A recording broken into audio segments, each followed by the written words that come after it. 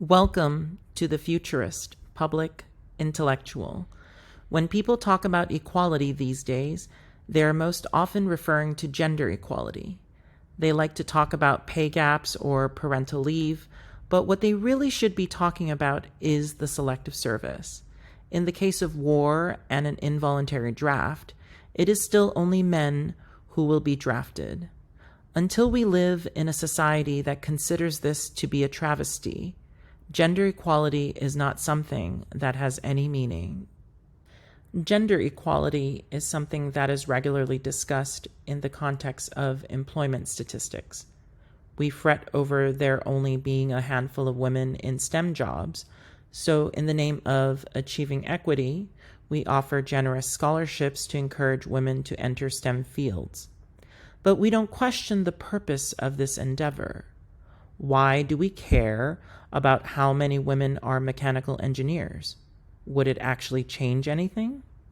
We care so much about the women's presence in the field that we don't stop to ask whether the field of mechanical engineering would actually benefit from such a drastic change in numbers. In the end, if the field doesn't stand to benefit in any substantive way, then increasing the number of women in mechanical engineering is merely an exercise in statistical manipulation.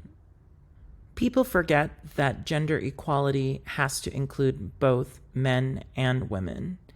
If we care about female mechanical engineers, then we should care about male nurses. What's so interesting about this oversight is that it's fundamentally sexist. Since engineering is a male-dominated field, we value it more than a female-dominated field like nursing. Consequently, the concern is that women aren't getting something that men have. But shouldn't we care that men aren't getting what women have? Do female-dominated fields like nursing and social work have such little value that men don't need to care about them?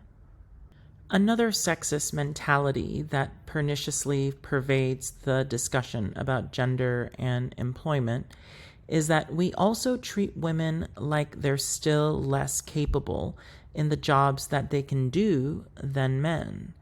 That's why we do not insist on increasing the number of female plumbers. Where are the scholarships for female plumbers? We simply assume that women are too dainty to handle the dirty pressures of plumbing. Both mechanical engineering and plumbing are respectable, well-paid, male-dominated fields, but we think that the former is appropriate for women, but not the latter.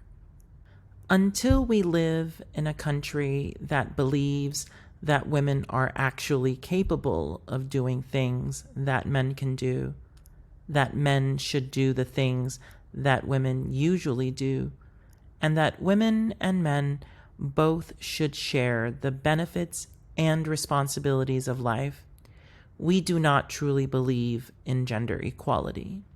When we encourage both female plumbers and male nurses, that's the day when equality arrives.